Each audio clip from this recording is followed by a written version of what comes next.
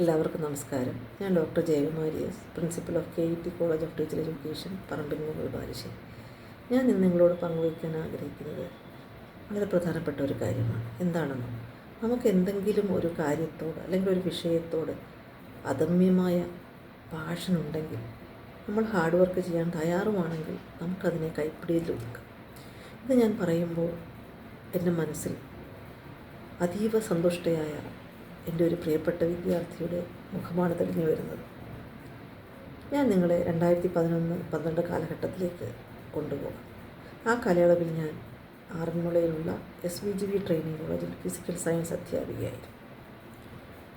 ആ വർഷം എൻ്റെ ക്ലാസ്സിൽ അഡ്മിഷൻ എടുത്ത കുട്ടികളിൽ ഒരു പെൺകുട്ടി ആ കോളേജിനോട് തന്നെ ചേർന്ന് SVGV ഹയർ സെക്കൻഡറി സ്കൂളിൽ കലാപരമായി ഒരുപാട് സമ്മാനങ്ങൾ വാരിക്കൂട്ടിയ ഒരു വിദ്യാർത്ഥിയായിരുന്നു. സ്കൂൾ കലോത്സവത്തിൽ താൻ പങ്കെടുക്കുന്ന എല്ലാ കലാ ഇനങ്ങളിലും ഇൻഡിവിജ്വലായിക്കോട്ടെ ഗ്രൂപ്പായിക്കോട്ടെ സമ്മാനങ്ങൾ വാരിക്കൂട്ടുന്ന നെടുമിടിക്കായ കുട്ടി. അവളുടെ പേര് സ്വാതി എസ് നാഥ്. അവളുടെ കുടുംബ പശ്ചാത്തലമോ വലിയൊരു കലാപാരമ്പര്യത്തിൻ്റെ. അവളുടെ അച്ഛൻ സുപ്രസിദ്ധ കഥകളി സംഗീതജ്ഞൻ കലാമണ്ഡലം സുരേന്ദ്രൻ സാർ. അമ്മയോ ആ കാലത്ത് മലപ്പുറത്തൊരു എയ്ഡഡ് സ്കൂളിലെ സംഗീത അധ്യാപിക. ചേട്ടനോ മൃദംഗത്തിൽ നല്ല പ്രാവീണ്യമുള്ള ആൾ.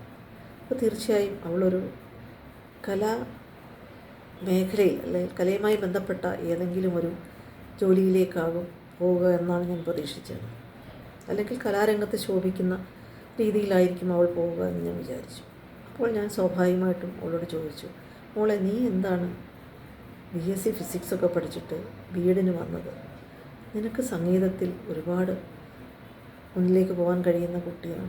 നീ എന്തുകൊണ്ട് ഈ മേഖല തിരഞ്ഞെടുത്തു? അപ്പോൾ അവൾ വളരെ പ്രാക്ടിക്കലായിട്ട് പറഞ്ഞു, ടീച്ചറെ, BSc കഴിഞ്ഞ് B.Ed കഴിഞ്ഞാൽ ടീച്ചറായി ചേരാമല്ലോ, അപ്പോൾ വീട്ടിലും അതാണ് ആഗ്രഹം എന്ന്. അവൾ ആ പഠനകാലത്തും തൻ്റേതായ കലാപ്രകടനങ്ങൾ കൊണ്ട് ഞങ്ങളെ ഒരുപാട് സന്തോഷിപ്പിച്ചിട്ടുണ്ട്. പിന്നീടും ഞാനും ആ കുട്ടിയും തമ്മിലുള്ള സമ്പർക്കം തുടർന്നുകൊണ്ടേയും അവളുടെ എല്ലാ വിശേഷങ്ങളും എന്നോട് പറയുമായിരുന്നു. അങ്ങനെ അവളുടെ വിവാഹമായി. എന്നെ ക്ഷണിച്ചു. ഞാൻ പോയി. അവൾ കല്യാണം കഴിച്ച ആൾ എറണാകുളം ബേസ്ഡ് IT വർക്ക് ചെയ്യുന്ന ആളാണ്. പിന്നീട് അവൾ എറണാകുളത്തേക്ക് പറിച്ചു നടപ്പെട്ടു. പക്ഷേ എങ്കിലും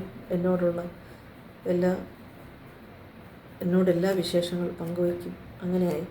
പിന്നീട് അവൾക്ക് ഒരു മകനും ഒരു മകളും ഉണ്ടായി. ആ വിശേഷങ്ങളും കുട്ടികളുടെ ഫോട്ടോയും ഒക്കെ എനിക്ക് അയച്ചു തരുമായിരുന്നു. എനിക്കെപ്പോഴും വളരെ സന്തോഷം. പിന്നെ എനിക്ക് വളരെ ഒരു സന്തോഷം തോന്നിയൊരു കാര്യം, അവൾ അധ്യാപികയായി പോയില്ല. അവൾ വീണ്ടും കലാരംഗത്ത് തന്നെ തുടരുന്നു. കല മാത്രമല്ല, ആങ്കറിങ്, ആക്ടിങ്, ACVയിലെ വാർത്താവതാരകം, കൊച്ചിയിലെ ACVയിൽ വാർത്ത അവതരിപ്പിക്കുന്നു. എല്ലാ മേഖലയിലും അവൾ കഴിവ് തെളിയിച്ചുകൊണ്ടേയിരിക്കുന്നു. എനിക്ക് ഒരുപാട് സന്തോഷവും അഭിമാനവും തോന്നി. പിന്നീട് അവൾക്ക് 2 കുട്ടികളുണ്ടായി, ഒരു മകനും ഒരു മകളും. കുടുംബകാര്യം നോക്കുന്നു, കുട്ടികളെ സംഗീതം പഠിപ്പിക്കുന്നു, ഒരു സംഗീത വിദ്യാലയം നടത്തുന്നു. രാഗസുധ എന്നാണ് അതിൻ്റെ പേര്. എനിക്ക് ഒരുപാട് അഭിമാനം തോന്നി. എന്തെല്ലാം കാര്യങ്ങളാണ് ഈ കുട്ടി ചെയ്യുന്നത്. പിന്നീട് ഒരു 2 വർഷം മുമ്പ് അവൾ എനിക്ക് മെസ്സേജ് അയക്കുന്നു, ടീച്ചറെ, ഞാൻ മ്യൂസിക് MAക്ക് ചേരുകയാണ്. അതായത് കേരളത്തിലെ പ്രസിദ്ധമായ കലാലയമായ എറണാകുളം മഹാരാജാസ്. അപ്പോൾ എനിക്ക് ഒരുപാട് അഭിമാനം തോന്നി. കാരണം ഏകദേശം 30-35 വയസ്സായതിനു ശേഷം അവൾ ഒരു പ്രൊഫഷണൽ കോഴ്സിലേക്ക് പോകുന്നു. അത് മ്യൂസിക്കിൽ തന്നെ. അതിയായ സന്തോഷം തോന്നി. പിന്നീട് അവൾ സോഷ്യൽ മീഡിയയിൽ പങ്കുവയ്ക്കുന്ന പല വാർത്തകളിൽ നിന്നും വീഡിയോസിൽ നിന്നുമൊക്കെ എനിക്ക് മനസ്സിലായി അവളുടെ കലാസബരി തുടരുന്നുണ്ട്. കൂടാതെ താൻ ചെന്നെത്തിയ കലാലയത്തിലും ആങ്കറിങ് ആയിക്കോട്ടെ മറ്റ് പ്രവർത്തനങ്ങളായിക്കോട്ടെ അവൾ മുന്നിൽ തന്നെയാണ്. ഒക്കെ ഒരുപാട് അഭിമാനം തോന്നി. അങ്ങനെ അവളെക്കുറിച്ചുള്ള ഓരോ വാർത്തകളും ഞാൻ ശ്രദ്ധിക്കാറുണ്ടായിരുന്നു. ഒരുപാട് സന്തോഷം തോന്നി. അങ്ങനെ ഇരിക്കെ ഈ അടുത്ത ദിവസങ്ങളിൽ ഒരിക്കൽ അവളുടെ ഒരു മെസ്സേജ് വീണ്ടും വന്നു, ടീച്ചറെ, MAയുടെ റിസൾട്ട് വന്നു, എനിക്കാണ് ഫസ്റ്റ് റാങ്ക്. അത് പറയുന്നതോടൊപ്പം തന്നെ അവൾ ആ മാർക്ക് ലിസ്റ്റ് കൂടി എനിക്ക് വാട്സപ്പിൽ ഇട്ടു തന്നു. എനിക്കുണ്ടായ സന്തോഷം ഞാൻ ഉയർന്നുയർന്ന് വാനോളം എത്തി. കാരണം ഞാൻ എന്താണോ അവളിൽ നിന്ന് ആഗ്രഹിച്ചത്, അവൾ മ്യൂസിക്കിൽ വളരെ നല്ല വിജയം നേടിയിരിക്കുന്നു. ഇത് അവളുടെ ഒരു കാൽവെപ്പാവട്ടെ. ഇനി ഈ മ്യൂസിക്കിൽ അവൾക്ക് ഒരുപാട് ഉയരങ്ങൾ കീഴടക്കാൻ കഴിയും. അപ്പോൾ ഇതിൻ്റെ പിന്നിൽ തീർച്ചയായും അവൾക്ക് ആ മ്യൂസിക്കിനോടുള്ള പാഷനും അവളുടെ കഠിന അധ്വാനവുമുണ്ട്. നമുക്കറിയാം, ഒരു കുടുംബത്തിൽ 2 മക്കളെ നോക്കുന്നുണ്ട്, കുടുംബകാര്യങ്ങൾ നോക്കുന്നു, അവൾക്ക് ഇഷ്ടപ്പെട്ട കാര്യങ്ങളൊക്കെ ചെയ്യുന്നു.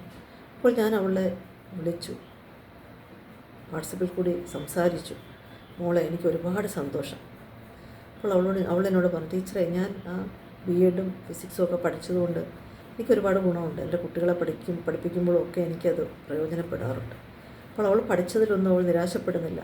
അതൊരു മുതൽക്കൂട്ടായിട്ട് കരുതുന്നു. പിന്നെ അവൾക്ക് ഇഷ്ടപ്പെട്ട എല്ലാം, ഒരു അധ്യാപിക ആയിരുന്നുവെങ്കിൽ അവൾ തളയ്ക്കപ്പെട്ടേനെ. അതല്ല, അവൾക്ക് ഇഷ്ടപ്പെട്ട ആങ്കറിങ്, അവതരണം, മ്യൂസിക് സ്കൂൾ, എല്ലാ മേഖലയിലും ആ കുട്ടി, എനിക്ക് ഒരുപാട് അഭിമാനം തോന്നി. അപ്പോൾ എനിക്ക് നിങ്ങളോട് പറയാനുള്ളത്, ഇതുപോലെയുള്ള ഒരുപാട് ആളുകൾ നമുക്ക് ചുറ്റും ഉണ്ടാകാം. പക്ഷേ എനിക്ക് എൻ്റെ കുട്ടി ഏറ്റവും പ്രിയപ്പെട്ടതാണ്. അവളുടെ ആ വിജയത്തിൽ ഞാൻ വീണ്ടും പറയുന്നു, എനിക്ക് ഒരുപാട് സന്തോഷം. കുട്ടി, നീ എനിക്കും എന്നും പ്രിയപ്പെട്ടവൾ തന്നെ.